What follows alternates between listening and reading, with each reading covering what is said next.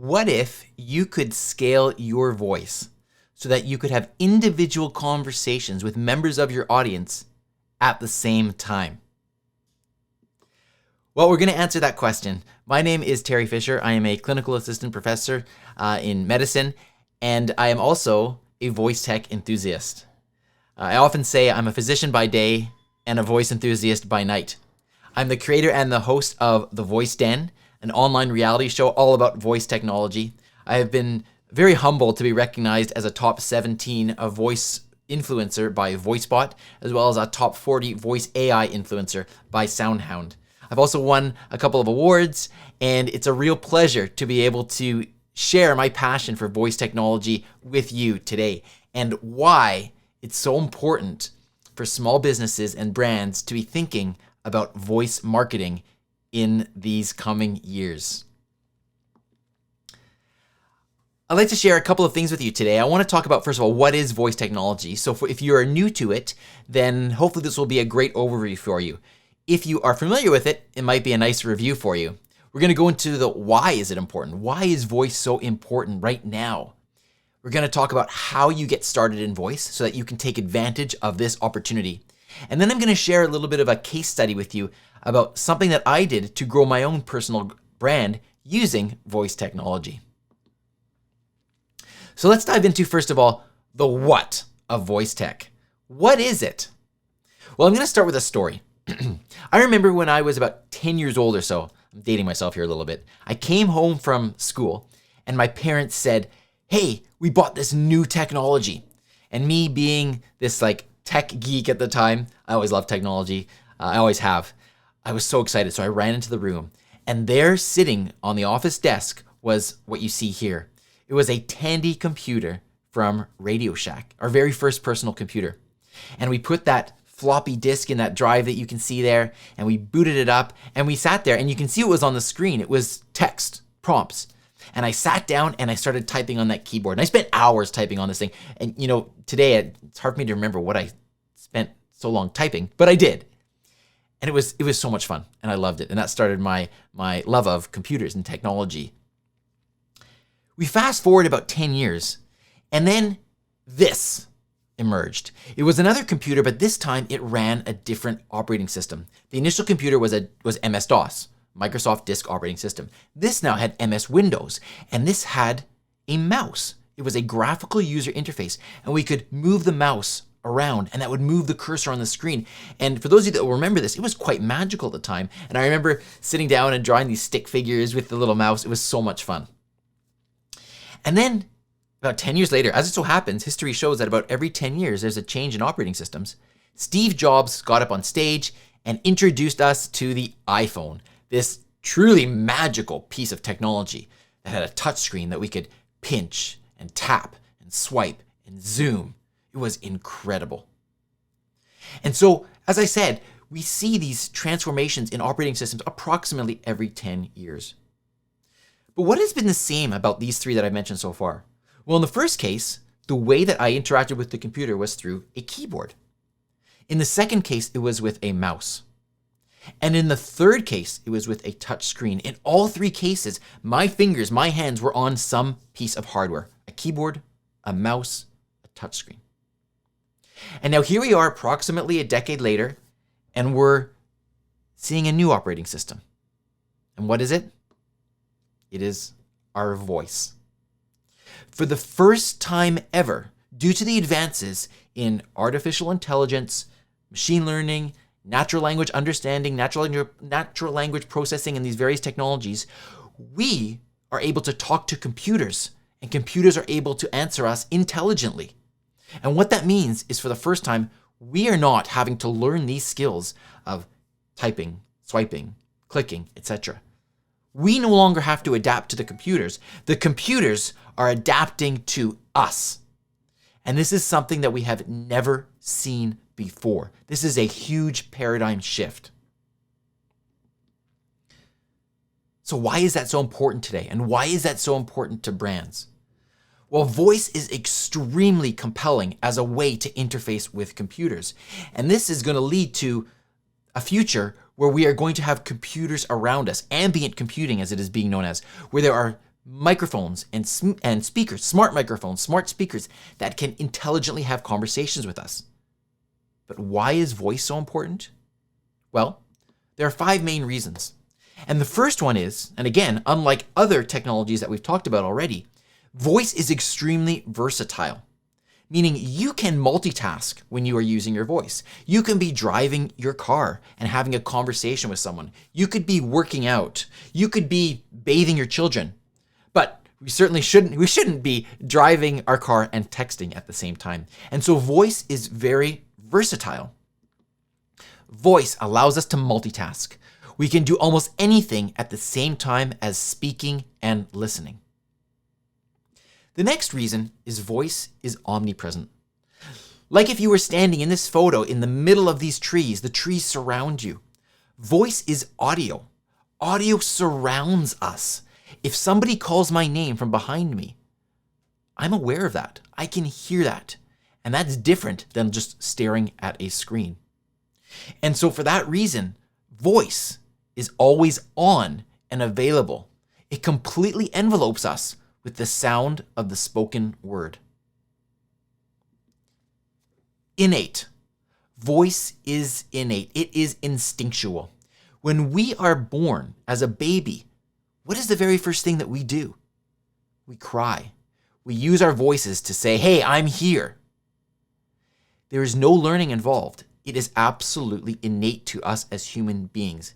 And what that means now is that as kids are growing up, they are actually able to interface with computers much earlier because they learn how to speak and they can talk to smart speakers. They don't have to learn how to read, write, or any of those other skills. And we are seeing that right now. Kids are talking to computers earlier, interfacing with computers earlier than they ever have before.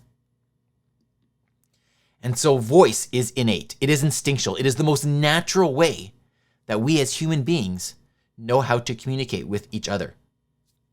And now with computers. C, voice is contextual. When you hear my voice, you can hear my emotion. If my son comes home from school and I ask him how it was, and he says to me, "It was great," that has one meaning. And the next day, if I ask my son, "How was school today?" and he says to me, "It was great." The exact same words, completely different meaning. How many times have you got an email and you're not sure if the person's being sarcastic, or they're angry, or they're trying to be funny? It's hard to tell the emotion, but with voice, you can hear the emotion. Incredible. And so voice is contextual.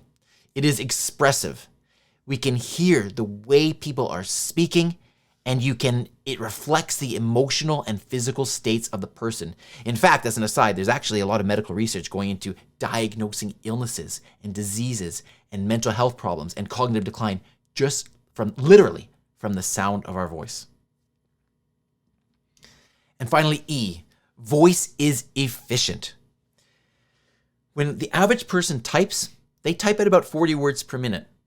When the average person speaks, they speak at about 150 words per minute, 3 to 4 times faster. And if you can do that on a regular basis, the efficiency that you gain from communicating through your voice is literally 3 to 4 times faster than writing or typing or that sort of thing. So voice is extremely efficient as well. It saves us time. And time is one of the most important assets that we have. It is the most time-effective way that we know how to articulate our thoughts. And so when you take those together, versatile, omnipresent, innate, contextual, and efficient, I believe that voice is the biggest technological paradigm shift since the internet itself. And over the next couple of years to decade, we are going to see voice first as the way to interface with computers. And I should clarify, I don't think it's voice only. There's a very important role for those other modalities and screens and that sort of thing, which is known as multimodal. But voice, that is how we're going to interface first with computers. On top of that, when you look at some of the statistics of how consumer electronic devices have been adopted in the past, what you will notice from this graph is that smart speakers are the most rapidly adopted consumer technology device in our history, period, even faster than the mobile phones. So there is a growing population of people in the millions, hundreds of millions, that are using voice technology and smart speakers right now. There is a huge, huge opportunity for brands and for businesses to leverage this technology. So why? Why should you care about voice technology? Well, as I mentioned, this is the future. Brands will need a voice presence. Just how 10 years ago, brands needed to shift and create a mobile presence, an experience optimized for mobile phones. We are going to see this now. In fact, we are seeing this transformation right now, that brands need to have a voice presence. So that's number one. Number two, competitors will. If you don't, hopefully you will, and you'll get on board and you'll be one of the early adopters in terms of getting your brand and your business on the voice technology. But if you don't, keep in mind that competitors will. And this is a very interesting aspect when it comes to voice search, because when you search, SEO is going to change. Search engine optimization is going to change, because when you search on a screen, you can request a search result and you can get a list of 10 or 15 or 20 search results, and you can keep scrolling if you want by going to the next page of search results and so on. But with voice, that would be a horrible user experience to have a voice device, a smart speaker, list out to you 10, 15, 20 things. There's no way I could possibly remember what was said for number 5. And so what that means is that the top 3 spots, number 1, number 2, number 3, maybe number 2 and number 3, are going to be extremely valuable. And those brands that take that into account early are going to be in a better position going forward. I believe this is the decade of voice. As I mentioned, we see operating systems every decade, and now we're in the 20s, the roaring 20s. Again, it's funny how history repeats itself, but back in the 1920s, after a pandemic, there was a lot of growth, prosperity, a lot of innovation, and I believe that we're going to see the same thing now in the 2020s, the roaring 20s. And how do you roar? You use your voice. So I think this is a very interesting time. So how do you get started with voice? Well, here are some basic concepts that I just want to share with you. Number 1, we're all familiar with our mobile phones and apps on mobile phones. Well, when it comes to smart speakers, first of all, there are a number of big companies, and there are also a number of independent voice assistants. The big companies, of course, include Amazon Alexa, Google Assistant, Samsung Bixby, Apple Siri. Those are the top ones. SoundHound is another fantastic company with a voice assistant that's got tremendous capabilities. And then there are other independent ones. The point I want to make is that as there are apps for phones, there are similar voice apps for smart speakers. They have different names. On Amazon Alexa, they're called Skills. On Google, they're called Actions. And on Samsung Bixby, they're called Capsules. But that's the best way to think about them, is that they are voice apps. And what does that mean? It means that you can create voice apps specific to your brand that will talk to your audience in the way that you want. Now, there's 2 main categories of ways that you can get on your smart speakers in a very general, broad sense. You can have native audio. What that means is that you can actually create audio content, sometimes known as flash briefings, on Amazon Alexa or news briefs on Google, which are audio content that a subscriber, and when I say subscriber, I mean your audience, can choose to enable on the smart speaker, and then that can become part of their daily routine. So they can listen to that on demand. They just ask Alexa or Google or whatever for their latest flash briefing, their news brief, and they get it played to them. And that can actually become part of a routine that's automated. So when a person asks for that content, it automatically gets played. Maybe it gets played as part of a morning routine, like tell me the weather and then tell me what's on my calendar and tell me my commute time and turn on my smart lights in my home and then play my flash briefing or news brief. And in that way, you develop this tremendous relationship, an intimate relationship with your customer, with your client, with your audience. The other way of getting on the smart speaker is actually creating a custom branded experience, which is more interactive. So now the person, the audience, can talk to the brand and they can be talked back to, and there's actually a true interaction. And here there's so much room for creativity, and we'll get into that in a little bit. So again, let's talk just a little bit more about those flash briefings, the audio content. So as I mentioned, the flash briefings are short audio on Alexa, and people can subscribe to them. The other thing that's really interesting about this is that if your flash briefing is on Alexa, then you can actually be searchable on Amazon.com. It's a way that your audio content is searchable on this massive search engine called Amazon. So if you strategically title your flash briefing in a way that somebody searching for a product might find your flash briefing and it's going to provide value to them, then they can enable your flash briefing. And now you have found your audience and your audience has found you through a different channel, a very powerful channel in Amazon. As I mentioned, they subscribe to it. They will listen to these typically during transitional moments of the day, such as when you're getting dressed in the morning, brushing your teeth, that sort of thing.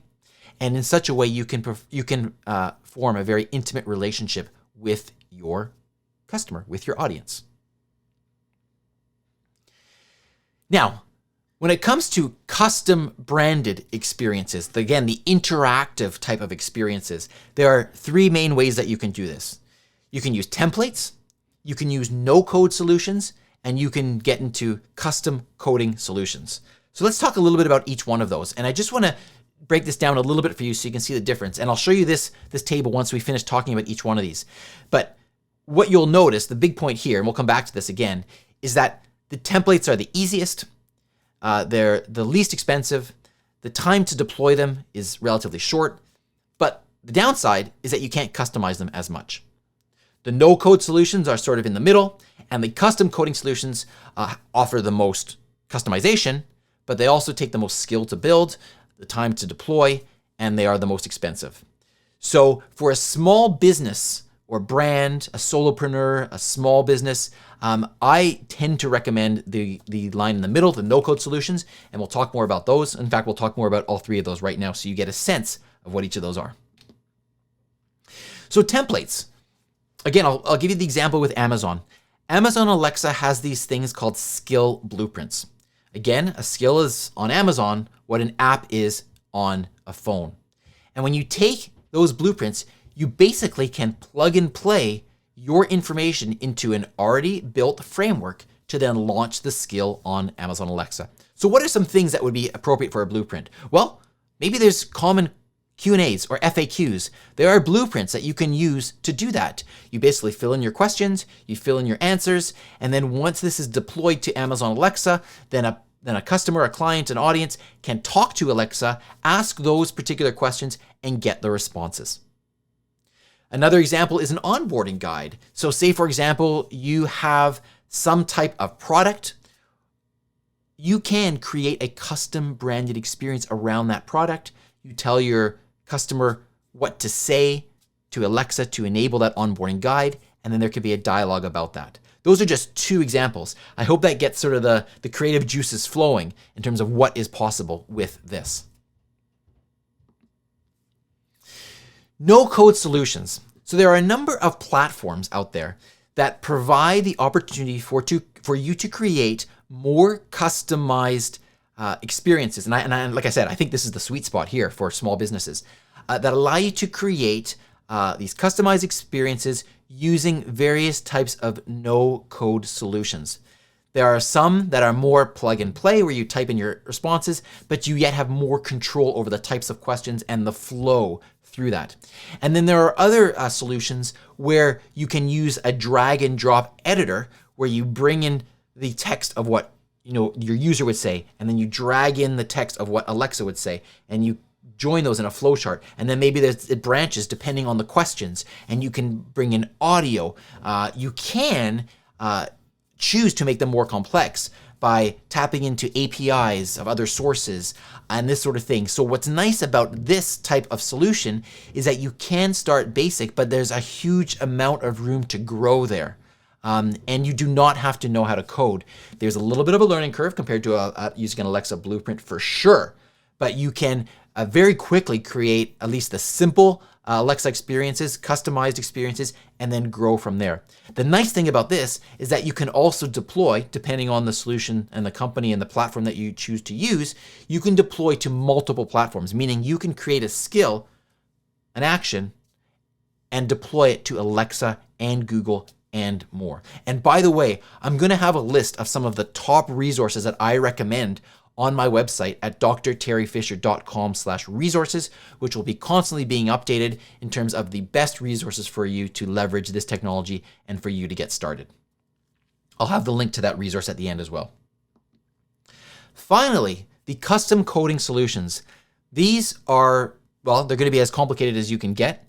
I can't do this because I am not a computer scientist. I am not a coder, and I wouldn't know the first thing about how to start coding from scratch a voice experience. However, if you do have a big budget and you really want to have complete control over every single little part of the experience, and you want to be really creative, you can hire coders to create whatever you want to your heart's content. It's the most flexible, it is the most creative, but again, the downside, you need to have those skills, and maybe you do, and if you do, hey, then congrats to you, and that's awesome because you can create some incredible things for your audience.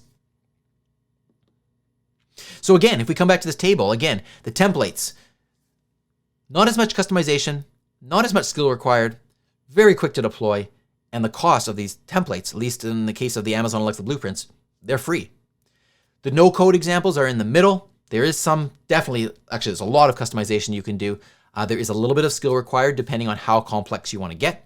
The time to deploy is definitely going to be longer than the templates, but it's still short compared to the custom coding. And there is some cost because you would be leveraging some other platform to do that. And the custom coding is going to have the most flexibility, but it's going to require the most skill, most time to deploy, and it will be the most expensive. Now, I'd like to share with you a little bit about one of the use cases that I have done. And maybe before I do that, I'll just share a couple of other use cases that I'm familiar with, some big brands, just to, again, get the creative juices flowing. Tide, the laundry detergent, they have a skill. And what do they use it for? Brand recognition. If someone has a stain on their shirt, they talk to Tide, and Tide tells them how to get that stain out. And, oh, by the way, maybe you want a coupon for Tide. Coca-Cola did a campaign where they had a voice experience where the customer could talk to the skill, and then it would arrange for Coca-Cola to send them a personalized bottle of Coke with their name on it. And Reebok did a shoe drop through their smart speaker campaign where you had to log in, find out the information, and they launched a brand new shoe for their most enthusiastic customers. So there's a couple of ideas for you. One of the things I looked at was how to grow my personal brand. And one of the things I've been thinking about is how does somebody engage with a brand? And so oftentimes somebody will first encounter a brand through a social media experience, one of the social media sites. If they are engaged enough with that and they're interested in the brand, they might go and check out the website. They may tune in to a podcast.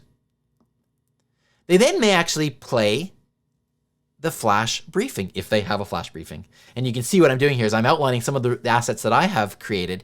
And this is what I have set up so that as a person becomes more engaged with my personal brand, they may be more interested in going down this sort of funnel. So I have this flash briefing and I created it into a game for the purpose of this. And I'll explain that in just a second here. Along the lines of having a flash briefing, I also created an accompanied skill. So a custom branded game skill. And these two worked hand in hand. And now probably would be a good time to explain what I set up.